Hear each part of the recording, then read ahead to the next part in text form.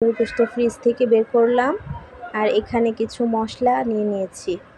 সাথে নিয়েছি এই যে বেসন, চাউলের গুঁড়া, এদিকে নিয়েছি হলুদ, আটা, ধনিয়া, লবণ এবং এখানে একটা স্পেশাল মশলা আছে এই যে মাঝখানে।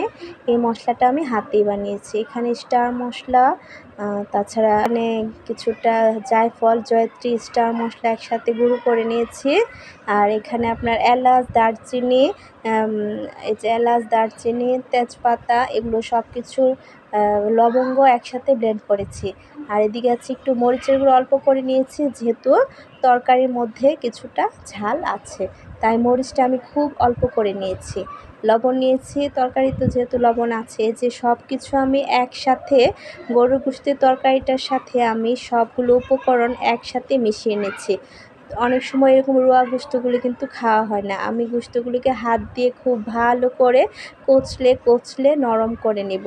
আমি কিন্তু ব্লেন্ডও করব না, আবার পাটায়ও পিষবো না। এখানে আমি নিজের হাতে সবটা একসাথে ম্যারিনেশন করে নেব। এই যে আমি হাত দিয়ে সব কিছু মিশিয়ে দেখেন কত সুন্দর করে কাবাবের শেপ দিয়েছি। আমি এখন কাবাবগুলো, এই যে আমার হাতটা দেখেন, আমি সুন্দর করে কাবাবের শেপ দিয়ে দিয়েছি। শেপগুলো কিন্তু পুরা কাবাবের মতো সুন্দর করে দিতে হবে, যাতে টিকিয়া কাবাবগুলো খুব সুন্দর হয়। ভাজার জন্য তেলে দিয়ে দিয়েছি। খুব অল্প আঁচে আস্তে আস্তে ভাজতে হবে, যাতে ভিতর থেকে কাবাবগুলো সুন্দর করে হয়ে যায় এবং উপর থেকে মুচমুচে ক্রিস্পি হবে।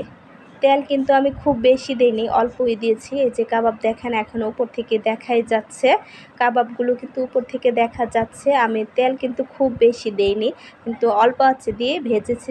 ভাজার পরে দেখেন কতটা সুন্দর এবং ক্রিস্পি হয়েছে। আমি আপনাদেরকে একটা ভেঙে দেখাবো। আপনাদের আগে উপর থেকে দেখেন কতটা সুন্দর কালারফুল এবং খেতেও কিন্তু খুব টেস্টি হয়েছে।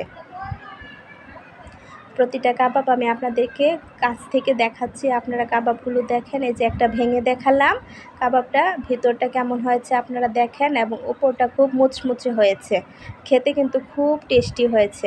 আমি খেয়েছি, আপনারা বাসায় সবাই বানিয়ে খাবেন।